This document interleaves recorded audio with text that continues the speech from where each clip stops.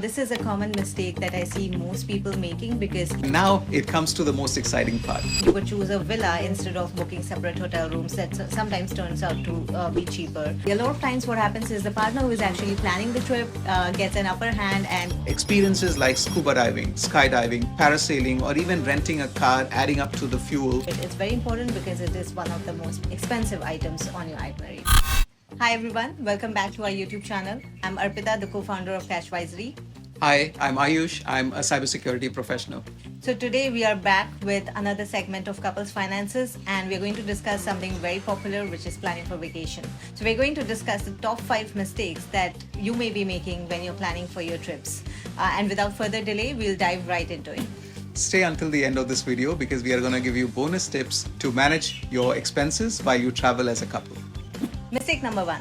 You are not setting aside annual budget for your holidays. We know that we work really hard to enjoy life, and trips and vacations form part of that enjoyment. Usually we go with a 50-30-20 rule when it comes to allocating budgets, where 50% forms part of your basic requirements, 30% is allocated for leisure activities, and 20% goes into your savings and investments. So from this 30% under which you plan your leisure activities, trips and vacations should come out of that usually, and you have to set aside an annual budget for your holidays and your vacations, and make sure that you split it across various trips that you're going to take for the entire year. It could range from a normal few days weekend getaways, or it could be a few weeks long trip which could be domestic or international, and you have to make sure that you allocate appropriate budget for each of those trips. Mistake number 2. You could be overpaying for your flights. One common mistake we all make is overpaying for flights simply because we don't plan ahead.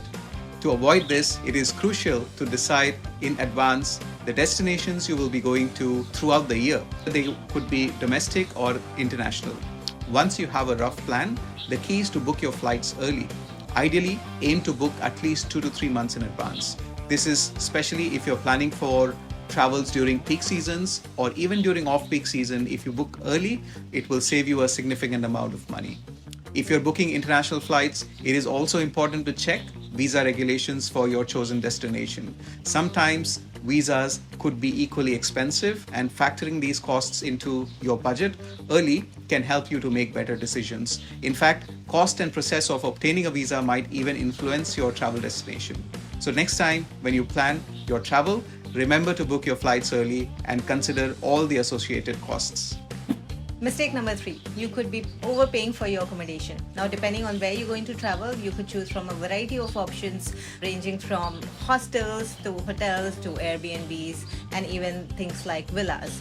Right, so just make sure that you research on your accommodation options well in advance, especially if you're going to travel during peak seasons. Once again, it is important to book in and lock in your accommodation in advance so you don't end up overpaying. You could also choose, depending on how expensive the place is, you may want to choose more affordable options. For example, when you're traveling in a group with family or with other couples, you could choose a villa instead of booking separate hotel rooms. That sometimes turns out to be cheaper. In some places, Airbnbs are more affordable options, while in others, hotels could be better. If you're thinking of backpacking, hostels is a great option if that works for you. So accommodation is a very important factor, and having some sort of idea on how much you want to pay per night is very important to consider, especially if you want to choose from various options of whether you want your breakfast included, whether you're going half board, full board, if you're staying in a resort, what kind of facilities you want, amenities you want from there.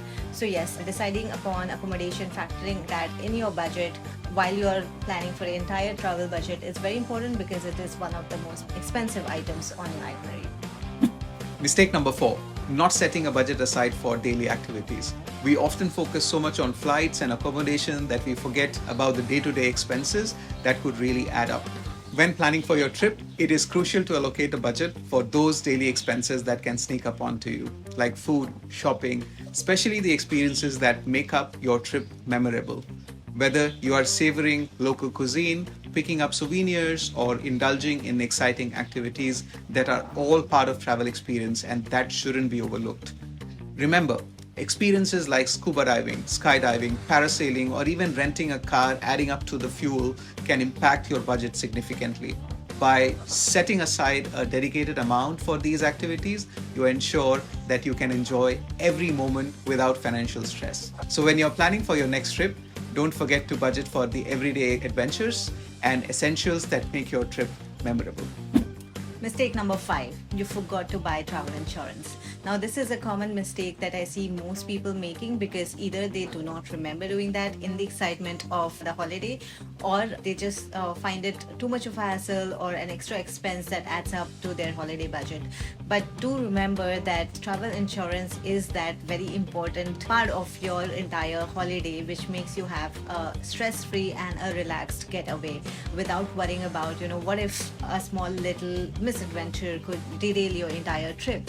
And this is especially important to buy way before you actually book your flight tickets, because in the event of any kind of unforeseen circumstance, if your travel plans get disrupted, you can actually get reimbursement on your flight tickets and accommodation.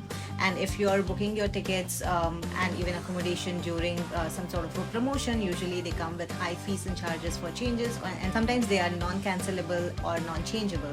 In that case, travel insurance comes to the rescue. And while you're traveling, of course, it's very important that you are well covered in case of medical emergencies. In fact, things like luggage loss and delays. If you're hiring a car, then even the car rental excess is covered under travel insurance. So this is a very important factor, guys. Please do not miss on that. And do get your travel insurance before you book your next trip. And now it comes to the most exciting part. We are going to give you top 3 tips to be traveling together as a couple. Tip number 1, deciding a budget split, whether you're going to do a joint or separate budget, is always important to factor in. Yes, so if you're traveling as a couple, you can decide whether you want to do a budget split or you want to do a joint budget.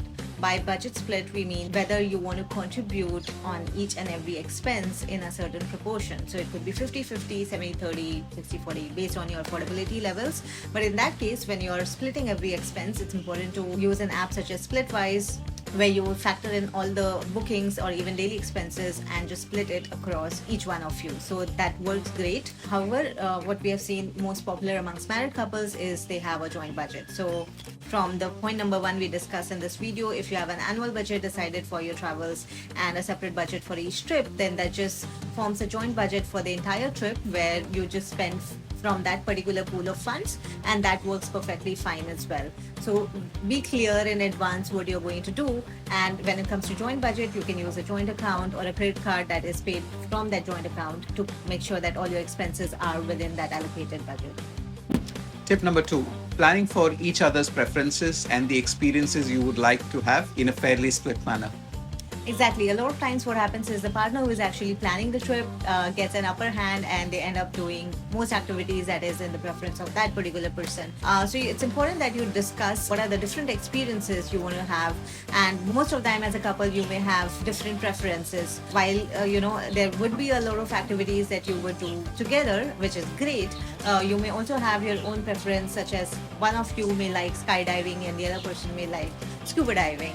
So just make sure you factor all of that in. While it's not possible to do all the activities based on each one's preference in one particular trip, but in a year it should be very fairly distributed, and in that case make sure you have budget allocated for each of those experiences as well. So any kind of last minute confusion or any kind of last minute disagreements can be avoided, and your finances can be protected.